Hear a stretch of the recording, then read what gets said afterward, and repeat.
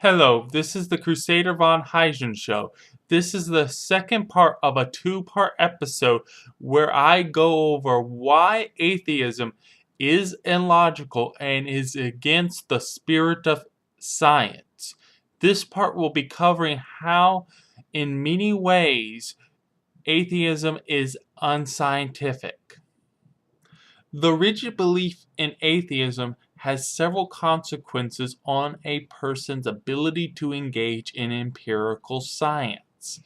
As I stated in my last video, there is no definitive logical proof against the concept of the divine, so the belief of atheism is ultimately an unfounded one.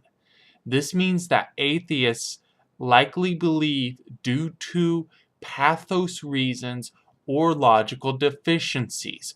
Both raise problems for them being a scientist. Modern science is an offshoot of empiricism's school of philosophy, and weakness in the logical sciences will carry over to weak scientific study. A perfect example of this is the God of the Gaps fallacy. The God of the Gaps fallacy is the belief that God or the supernatural can never be the answer for a natural phenomenon, and that science will, in time, accurately explain the entire universe and the history of the universe without resorting to the divine.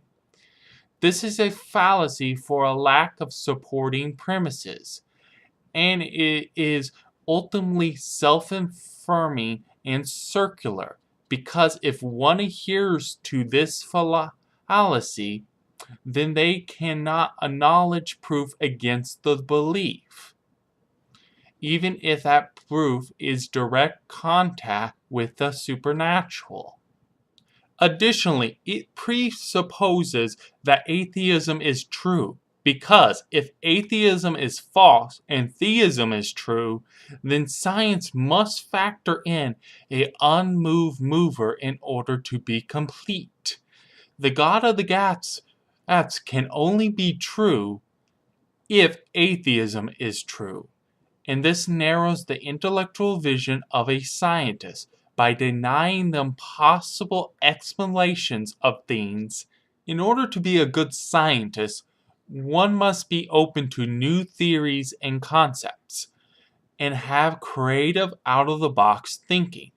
If a scientist lacks a quizzitive nature or a curious disposition, then they will only engage in established conventional thinking and never challenge the fundamentals of our understanding of things. A scientist should not be hasty to disregard possible interpretations of the data. This is especially true for incorporeal and not easily observed things like non-classical physics and the historical physics. I am not saying it is impossible to prove or disprove incorporeal things, but verifying the truth of incorporeal things is difficult because they can only be studied by their effects. Illogical beliefs, like the God of the Gaps, limits one's perspective on the cause and origin of things. But a whole host of scientists use the God of the Gaps fallacy when confronting scientific evidence that points to a God, such as the origin of the universe and life and deficiencies of macroevolution.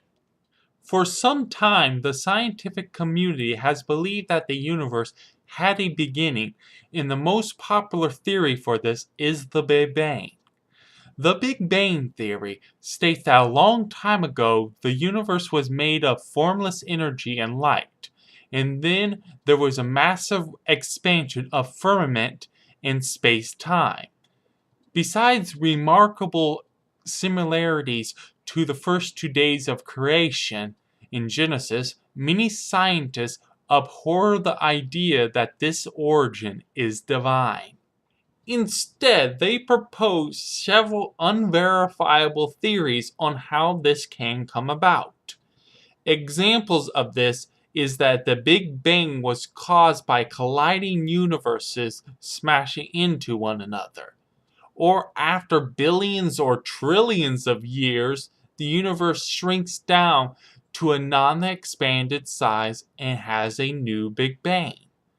Both of these examples are impossible to prove or disprove given our technology level and time frame. How do you prove that two colliding universes caused the Big Bang, even if we attain interdimensional manipulating technology? We will literally need to smash two universes into one another, or somehow observe two colliding universes naturally and then somehow collect usable data on it. The second can only be proven if one sits down and wait 10,000 trillion years, and then it is still possible for someone to say that we have not waited long enough and to wait a little bit longer. Even while supporting unverifiable theories, the scientific community shuns the idea that the universe has a creator. Yet this is not the only area where scientists reject any notion of the divine. It also happens with the origin of life. When evolution was starting to be proposed, there was very little information on the cell and its nature. This made it easy for scientists to dismiss the cell as something simple and it can occur naturally, if given the right conditions. This has become a major problem for scientists as we learn more about the cell and have learned about its extremely complex nature. The macroevolution theory has always had the weakness of not being able to adequately explain the origin of life and new proteins, and it is one of its major flaws. There cannot be natural selection if there is nothing to select from. Scientists some time ago pushed for the theory that cells arose from self-replicating molecules or some other natural process. The theory that of the origin of life coming from natural processes is called abiogenesis. But as the theory was studied, there came to light some major problems with it. First problem is that there are no self-replicating molecules. See, a life form needs to eat nutrients, process said nutrients, react to stimuli, and for our purposes, able to replicate itself. No single molecule we know of can do this all at once. Additionally, if we develop or discover a single molecule that can do all this, then that molecule needs to become exceedingly complex and likely more complex than bacteria. The second problem is that scholars believe that the most simplest theoretical non-parasitic life form ranges from 240 to 150 molecules. Why parasites like viruses can be simpler, they need a host to reproduce, and thus cannot be the first life form. Now let's go on to abiogenesis's biggest problem, which is the actual chances of this happening. I found stuff since the 70s showing that abiogenesis is statistically impossible. And as time has went on, those chances have become even more far-fetched. And one of the earlier proofs against abiogenesis is from James Coppledge, in which he made a model that shows that if on a hypothetical Earth that contained every single component for building life, and the entire mass of that Earth are these components, and chemical combinations happen a trillion times more rapidly than predicted, then the chances of a single protein forming over 4.6 billion years is 1 in 10,261. Going on from here is where the numbers start to get really big. There are about 2 trillion galaxies in the observable universe, and thus it is possible for a single protein to naturally occur over the course of 13 billion years. But when you factor in A, the chances of the necessary 240 to 150 molecules appearing on the same planet, B, the chances of those molecules appearing at the same time on the same planet before they decay naturally, C, the chances of those molecules appearing in the immediate vicinity of each other in order to form life, D, the chances of the molecules combining and forming life even if they are all in the immediate vicinity of each other. E, the chances of that life form being viable in that environment and surviving to reproduce. When one accounts for these factors, then we get ridiculously big numbers. Depending on how one calculates this, it can range from 1 in a number with 40 pages of zeros behind it to one estimate that is 1 in a number so big that it would require a sheet of paper the size of the solar system in order to write it all down. These numbers are so big that if we account for the entire observable universe, they don't even make a noticeable dent in them. If we took the 2 trillion galaxies predicted in the observable universe, gave them around 500 billion stars, which is likely much higher than is what is average for them, and gave every star a planet that is able to host life, then the number of possible planets is only 1 septillion.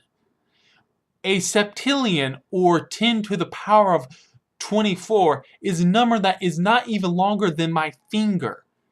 As I said earlier, this would not make a casually noticeable difference in the result. Given that abiogenesis is virtually impossible to happen, scientists have dealt with this problem in 2 major ways. First is something called panspermia, and it's supported by many famous atheists like Richard Dawkins. Panspermia is essentially a fancy way of saying space aliens did it. The theory proposes that a life form with much simpler biological structure than ours, and thus more likely to happen randomly by chance, created our terrestrial life. The weird thing is that space creationists still mock normal creationists, although their argument is essentially a much weaker argument of regular creationism. Panspermia merely kicks the can down the road and still does not answer the weaknesses of abiogenesis. Also, people who say space aliens started Earth life are still accepted as a legitimate part of the scientific community, but people who argue for a divine creator are rejected. This goes to my point of my video, and that is atheism negatively affects one's ability to be scientific. Panspermia-style creationism does not upset atheism, and thus is allowed, while the general opinion is that creationists should not even have a stage to argue for their point of view. The second way around the weaknesses of abiogenesis is to say that there are infinite universes. In my knowledge, there has never been a modern, unverifiable physics theory that flies in the face of Occam's razor that has gained the amount of followers and supporters like the infinite universe theory has. There being an infinite number of universes is literally impossible to prove true, even if it was true, because it will require scientists to measure an affinity to prove it. There is no proof given for parallel universes, yet atheist scientists are advancing a theory that cannot be proven and does not have a single speck of proof to it, just so they can have an infinite number of chances for abiogenesis to happen. Some of you might be wondering why they don't just do the more simple task of saying that the universe we currently live in is infinite. The reason is due to quantum physics and string theory. My advanced physics is a little rusty, but a lot of it's built on a finite universe, and it would need to be rewritten for an infinite universe. Thus, atheists saying there is an infinite number of universes is easier, although our universe being infinite would also be unprovable, yet we do know of ours. The point is that atheists need unverifiable theories to support their unproven theories, but do not give the time of day to creationists. There is no proof for or against infinite universes, unlike creationism, which does have logical and scientific proofs for it. I hope this video covers the topic that atheism makes one less scientific well enough. One can do a book on this topic, but the video format is limited. One final point I would like to make is that I'm not saying there are no scientific merits to the theory of evolution, but I'm tired of seeing atheists act like you must be an idiot if you have legitimate doubts with evolution. Dr. Eugene Scott, the director of the National Center for Science Education, once said that scientists should refuse formal debates because they do more harm than good. But scientists still need to counter the creationist message. That statement is the antithesis of the purpose of science and the pursuit of knowledge.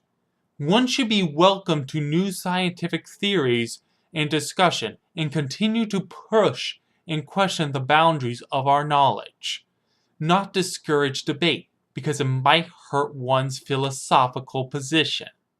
If you want more information or sources on what I've talked about, check below in the description of this video. I hope you all found this video informative, and may the Lord God bless you all.